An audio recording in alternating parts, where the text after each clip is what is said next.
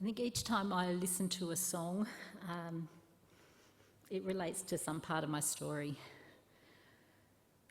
And each time I started writing this, I would change my choice of song.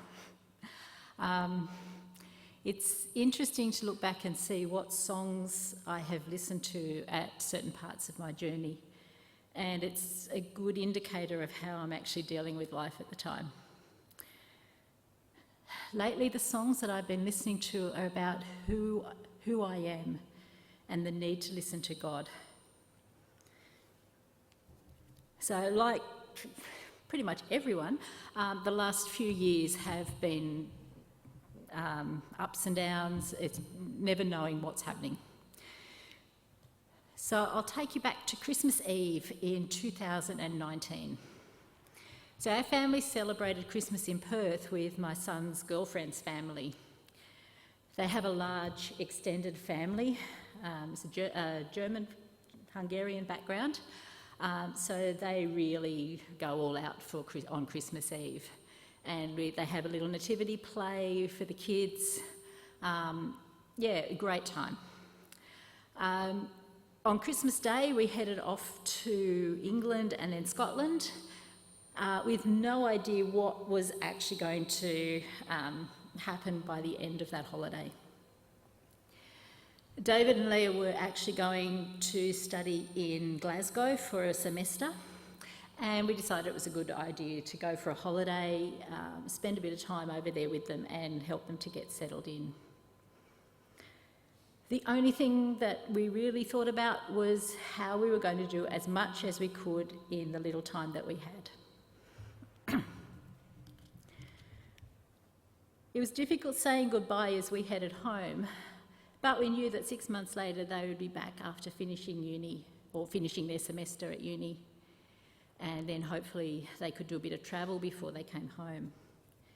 When we first arrived home, that was the first time that we heard the dreaded C word, coronavirus. It was a difficult time being on the other side of the world, and I still remember the panic that I felt when there was talk of the borders closing and people not being able to get back. Of course, they didn't really believe that was going to happen and didn't want to come back until they had finished their semester. I think I was phoning them every day, trying to convince them just to come home. Luckily, it was only a matter of days before the uni had everything online and all the overseas students were actually told to go home. But still, we all know that there was no certainty as to whether the flight that you were booked on was actually going to go ahead. Through all of this, I felt absolutely helpless. As a parent, we always want to be able to fix things for our children, but this time there was absolutely nothing I could do. Nothing but pray and trust God. Through all the turmoil, all I could do was just be still and pray.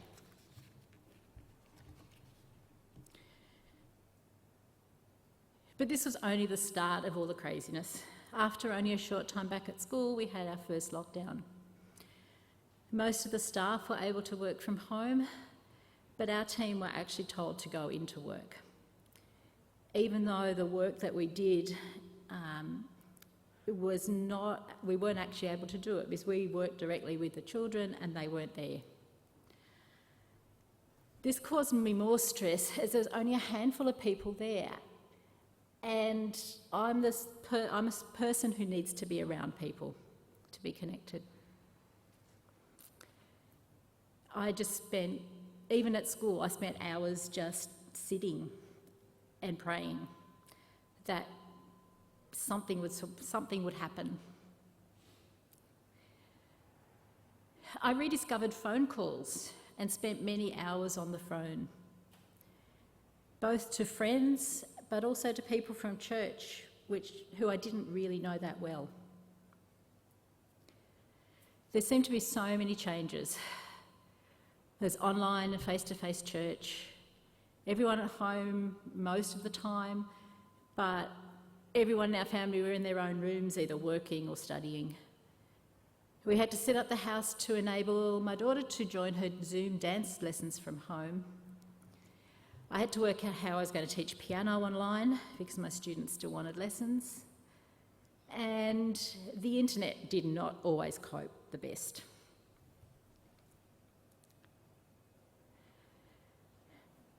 Jumping ahead to July last year, I actually had got to a place where I was looking forward to lockdown. I had worked out my routines, and also I think I'd learnt to just listen to what God was saying to me, because I was in that place where there was nothing that I could do to help myself. For the first time in my life, I was comfortable just sitting quietly and listening. I was reassured that God was there with me in the storm. He was the one constant. During lockdown, one of the songs I listened to on repeat was Praise You in This Storm by Casting Crowns. Casting Crowns is one of my favourite Christian bands because the words are just so powerful. The first verse starts, "I was sure by now, God, you would have reached down and wiped our tears away, stepped in and saved the day." But this didn't happen. But he reminds us in that song that when I'm crying, he is there beside me, holding my hand. The bridge of the song is, "I lift my eyes to the hills. Where does my help come from? It comes from the Lord, the maker of heaven and earth," which is from Psalm 121. So even though things weren't going as planned, I knew that the only help that I could get was from God. I found worshipping online, while not ideal, still allowed me to connect with others from church. The fact that we were all in that space at the same time and able to interact was really helpful for me. I found myself talking to some members of the church who I'd never spoken to before. And we found our conversations were much more meaningful than the quick hi at morning tea or discussing what we had done during the week. Because as we all know, at that stage there wasn't much we were doing during the week. So what have I learned over the past 2 years? I have learnt to listen to God. In doing this, I have been encouraged to find out more about him, enrolling in various courses in working with youth, climate change, mission, and have met many others in the Uniting Church from as far away as Broken Hill, and some even from interstate. During these sessions, God has been praised many times by many people for Zoom, for enabling us to easily meet together, where in the past this would have been near impossible for many. Many in more remote areas were just so thankful that they were able to participate in so much.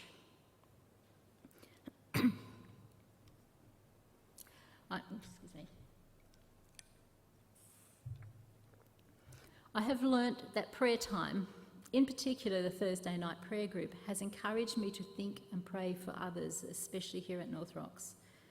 I have also been encouraged in my journey with God and have found that some quiet time each day with him has given me more energy to contribute to his mission.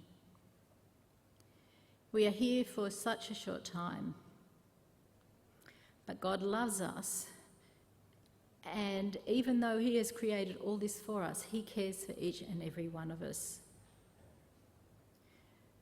Another favourite Casting Crown song, Who Am I? My favourite lines are, "Not because of who I am, but because of what you've done. Not because of what I've done, but because of who you are." So God's faithfulness is something I don't have to earn. It is something that God has chosen to do for me. I'm thankful for the last 2 years, as crazy as that sounds, because it did force me to know what it was to just be still and to listen to God. So the song we're singing today is Still. I'm not entirely sure where God is leading me yet, but I know that I just need to be still and listen to him for his guidance. Thank you.